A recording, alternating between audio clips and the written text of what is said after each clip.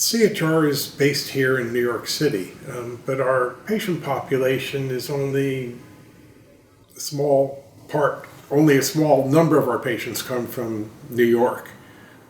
Many of our patients come from far outside New York, from California, from Texas, from other parts of the United States, Canada, Mexico, and we see a number of international patients. So these days, probably 40 to 50% of our patients are coming from far away, and as far away as China and Europe. So it's not unusual for us to see these people.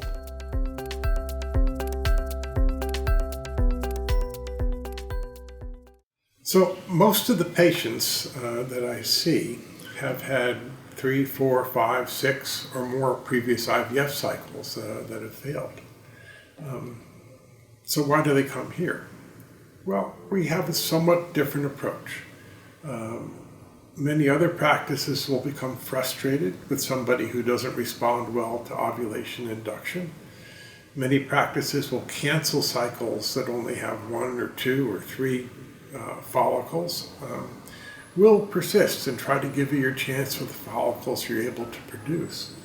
Many other practices are not working with supplements and other factors to try to maximize the chances of people with diminished ovarian reserve. There's a tendency to try to, in other practices, to move people more quickly into using donor eggs. And while we have an active donor egg program and we'll help you with that if that's what you need, we're willing to work with you even if you're able to produce only 1 or 2 follicles or 1 or 2 eggs, to try to give you your chance, give you your shot. It's frustrating to be going through these cycles and never get to a transfer. Another reason why people come to CHR is that many of the patients that we see have never gotten to a transfer because they've had either extended embryo culture and none of their embryos survived to blastocyst, or they've gotten blastocysts, frozen those blastocysts, done biopsies, and then were told that their embryos were genetically unfavorable. It's now become clear that many of these so-called genetically unfavorable embryos still have a good potential of being normal babies, albeit not as great a potential as an embryo that's made it through all those benchmark tests.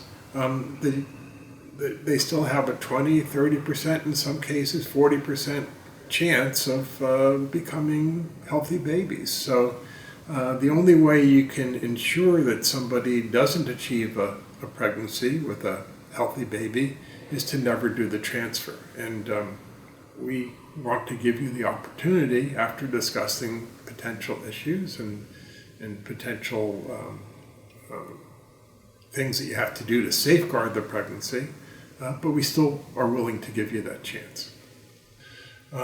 We usually begin the process with a visit, which can be a phone visit, but more recently we've been able to do Skype consults so we can see each other's face and get to know each other. You can see me waving my hands around when I'm trying to describe things, and it makes it a little bit nicer, although it is also nice when we can finally get to see you in person and move forward with things.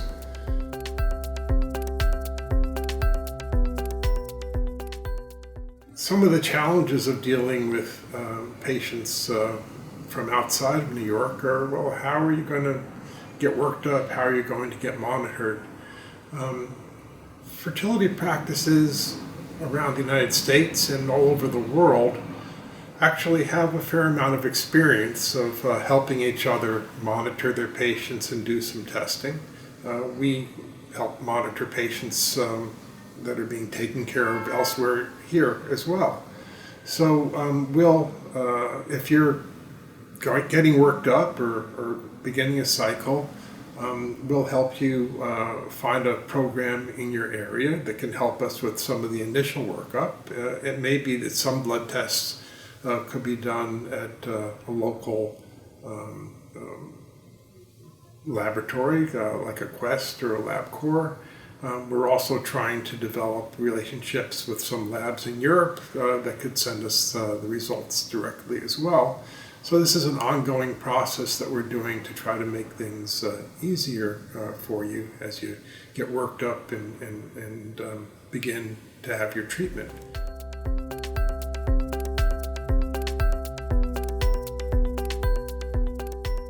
There are differences in the way different centers do their monitoring and the way they might do their ultrasound, and the way they might measure things.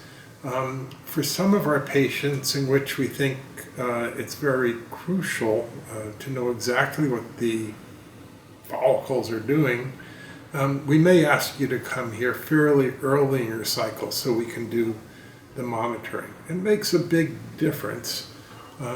Some of the centers that are more used to taking care of patients with typical normal ovarian reserve don't pay attention to smaller follicles. We have recognized that women who have problems with diminished ovarian reserve oftentimes need to have a retrieval earlier than women with normal ovarian reserve. So whereas an average center might trigger ovulation when the follicles are fairly big, we have found that we can get healthier eggs by triggering when the follicles are actually fairly small. Sometimes in an older patient as small as 12 to 14 millimeters, which is a day or two earlier than an average center might trigger you. If you get monitored at the outside center, they sometimes ignore the smaller follicles, or they don't measure them quite as accurately because they don't think they're as important. The other thing that happens if you go to an outside center is many times you'll have a different technician every day, and different technicians are doing their best to measure your follicles, but there are little technical differences in technique from one technician to another. If you come to us, we try to have the same person do your monitoring as much as possible, and we're trying to use the same technique. So, as I said, while we try to make things easier for you to get some work done locally, there may be cases in which we need you to be here early in your cycle to get the best result.